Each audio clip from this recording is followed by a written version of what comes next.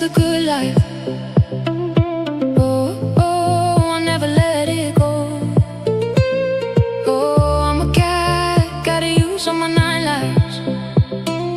Oh, oh, I'm gonna do it all. And oh, I'm tripping on the edge, and oh, I don't wanna be safe. Oh, don't you pull the brakes, and oh, just take me all the way.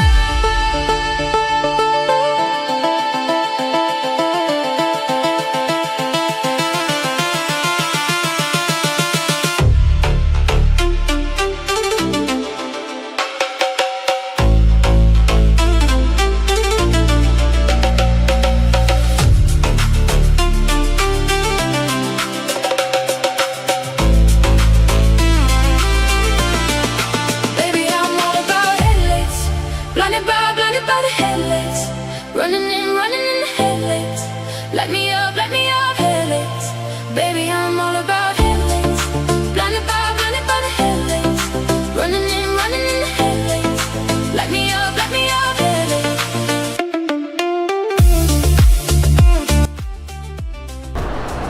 अस्सलाम वालेकुम, सुबह बखैर। हाँ जी दोस्तों, मैं इस time हूँ Malaysia के दारुल-ए-हुकूमत Kuala Lumpur में। तो रात को मैं मलेशिया आ गया था कुआलालंपुर। तो एयरपोर्ट पे इमिग्रेशन के सारे मामला जो थे बड़े एहसन तरीके से हो गए थे अल्हम्दुलिल्लाह। किसी किस्म का कोई मसला नहीं बना।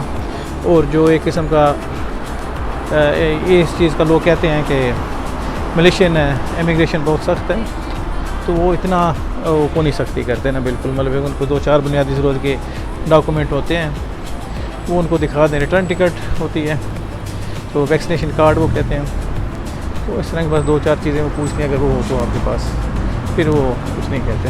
तो अभी मैंने होटल से बाहर निकला हूँ, तो थोड़ा सिटी का टूर करूँगा, और फिर मैं जिस जगह पे जाता हूँ फिर आपको साथ साथ रोक जाता हूँ। और बड़ा अच्छा मौसम है यहाँ का कुआलालंपुर का भी, सुबह से बादल बने हुए हैं। और मैं तो यहाँ की बुलंदो वाला जो अमारात हैं वो देख के रहा हूँ कि तरक्की का सफ़र जो पाकिस्तान और मलेशिया ने तकरीबन इकट्ठे शुरू किया था, तो आज मलेशिया हमसे कहीं आगे निकल गया। तो उनकी तरक्की का जो है इजहार वो इनकी ये मल्टी स्टोरी बिल्डिंग्स और उनकी सफाई सुथराई, उनका निज़ाम, उनका पुलिस का सिस्टम सारा वो सारा जाता है। और इस सारे स्ट्रक्चर को मलेशिया बनाने वाला डॉक्टर महातीर मोहम्मद है, बिलाशुबा वो सारा क्रेडिट उनको जाता है। तो अगर उनको भी को पाकिस्तान जैसा सियासतदान या को पाकिस्तान जैसा कोई लीडर मिल जाता, शायद आज उनकी हालत मरे जैसी होती। तो लेकिन अल्हम्दुलिल्लाह जी, मलेशिया मुस्लिम कंट्री है, भाई हैं हमारे, तो ये तरक्की में हमसे बहुत ज़्यादा आगे निकल गए हैं। और बहुत हाई राइज बिल्डिंग्स हैं, बड़ी खूबसूरत बिल्डिंग्स हैं, बड़ी सफाई है, नज़्म व नसक है। तो अभी चूँकि आज मेरा पहला दिन है, तो यहाँ के लोगों से भी इंटरेक्शन मेरा नहीं हुआ। फिर जैसे ही मैं जाता हूँ मुख्तलिफ़ रेस्टोरेंट्स में जाता हूँ, मुख्तलिफ़ टूरिस्ट अट्रैक्शन में जाता हूँ, तो फिर वहाँ जाके अंदाज़ा होता है कि यहाँ के लोगों का जो रवैया है वो टूरिस्ट के साथ कैसे है। तो फ़िलहाल तो मैं बस मेरा इरादा है कुछ नाश्ता वाश्ता करके पेट्रोनास टावर की तरफ मैं जाऊँगा। वो यहाँ की एक मशहूर लैंडमार्क है। और उसके बाद इंशाल्लाह ताला फिर जो दूसरी जगह हैं वहाँ पे भी मैं जाता हूँ। हाँ जी, अस्सलाम वालेकुम। मैं जिस समय यहाँ का एक मशहूर है बड़ा स्क्वायर है, पवेलियन स्क्वायर बोकत बिनतान में, तो मैं इस वहाँ पे मौजूद हूँ। तो मेरे आसपास लोगों का हजूम है और लोग आ रहे हैं जा रहे हैं। बड़ी हाई राइज बिल्डिंग्स हैं, ऊंची बिल्डिंग्स हैं। तो बड़ा अच्छा लग रहा है मुझे।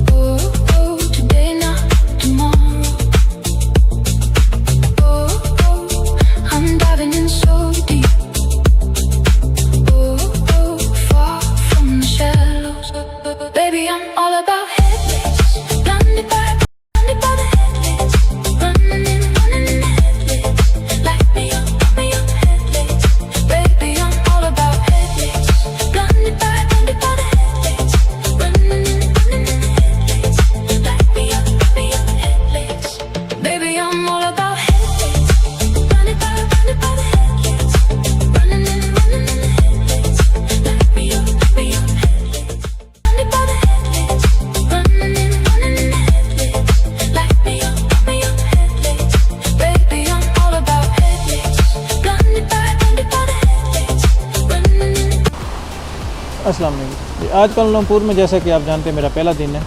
तो आज सुबह मैं अभी पेट्रोनास टावर में आया।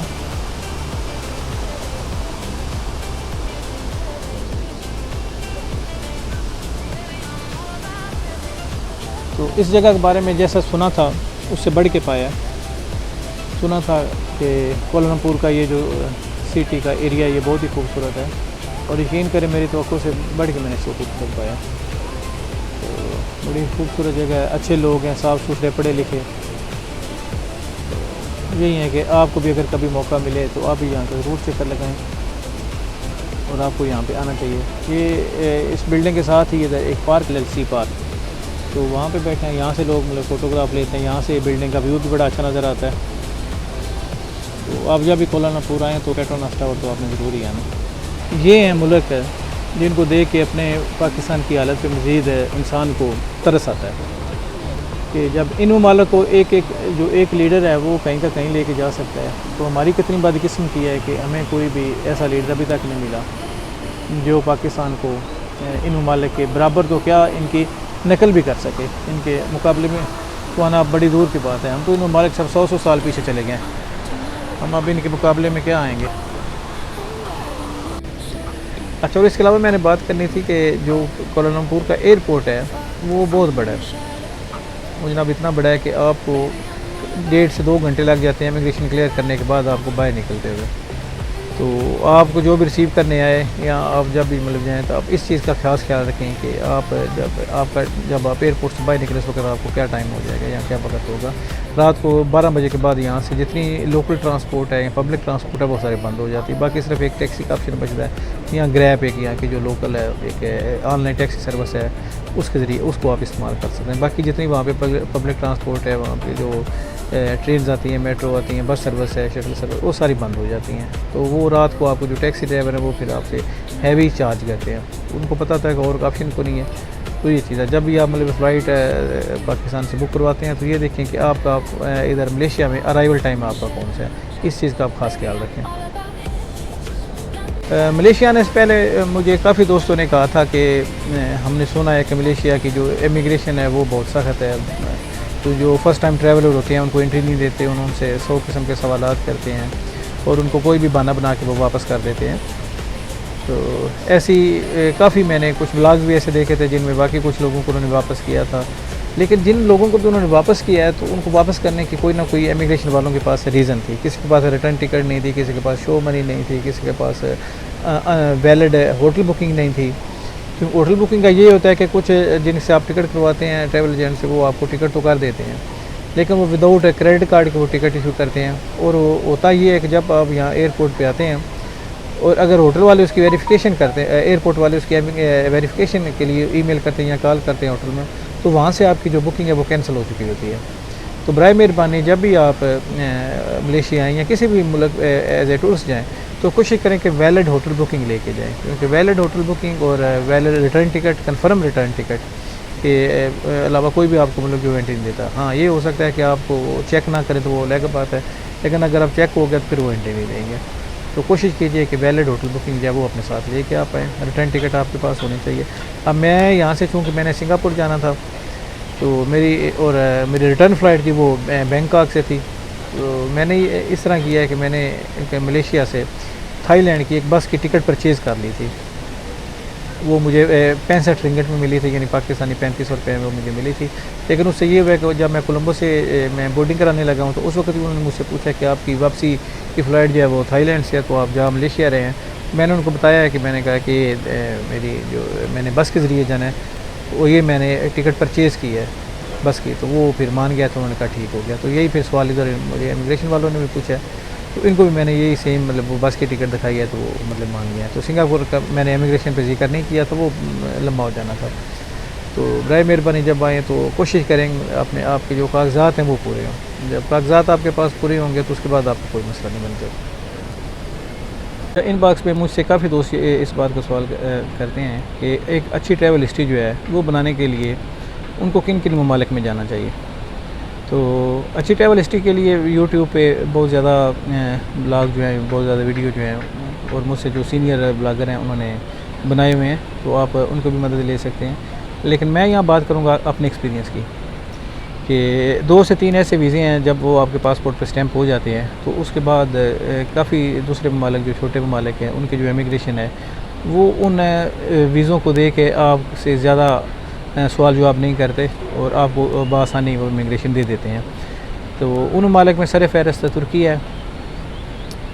ये मतलब एक और चीज़ है, हमारे अक्सर दोस्त हैं वो वीज़ा स्टैम्प करवा लेते हैं लेकिन ट्रैवल नहीं करते। तो मेरी आप तमाम दोस्तों से गुजारिश है कि जब आप किसी भी कंट्री का वीज़ा स्टैम्प करवा लेते हैं अपने पासपोर्ट के ऊपर, तो आप ट्रैवल ज़रूर किया करें। तो आप ट्रैवल जब करेंगे तो उससे ये होगा कि एक तो आपका इमिग्रेशन पे जो आपका कॉन्फिडेंस लेवल है वो बिल्ड हो जाएगा, तो आपको समझ आ जाएगी कौन से सवालात ज़्यादा पूछे जाते हैं एयरपोर्ट पे और उनके आपने किस तरह तैयारी करनी है। और आपको ये भी पता चल जाता है कि कौन से डॉक्यूमेंट ज़रूरी डॉक्यूमेंट है जो आपके पास लाजमी होने चाहिए।